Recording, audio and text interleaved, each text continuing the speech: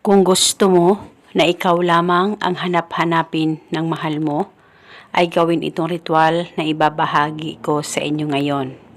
Lalong-lalo na ikaw ay baliwala na niya at halos hindi ka na pinapansin o hindi ka na pinapahalagahan pa ng partner mo.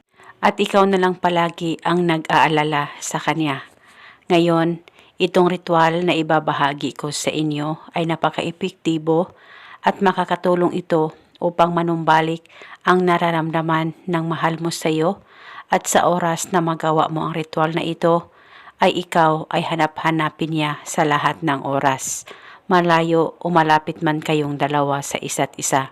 Basta itong ritual ay gawin sa mabuti, gawin sa tama at hilingin ng buong puso.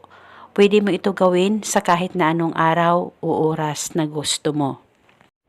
Ang gagawin mo lamang para hanap-hanapin ka ng mahal mo ay kumuha ka ng papel at panulat at isulat sa papel ang kanyang tunay na pangalan at apelyido ng 3 beses. At pagkatapos tupiin ang papel kahit ilang tupi at ilagay ito sa plastic o ziplock. At pagkatapos maglagay ka rin ng kalahating kutsarang asukal at kalahating kutsarang asin. Ilagay mo rin ito sa plastic na pinaglagyan mo sa papel na may nakasulat na pangalan niya. At pagkatapos ay hawakan saglit ang ritual, pakaisipin mo siya, mag-focus at mag-concentrate ka at ibulong mo ang mga salitang ito.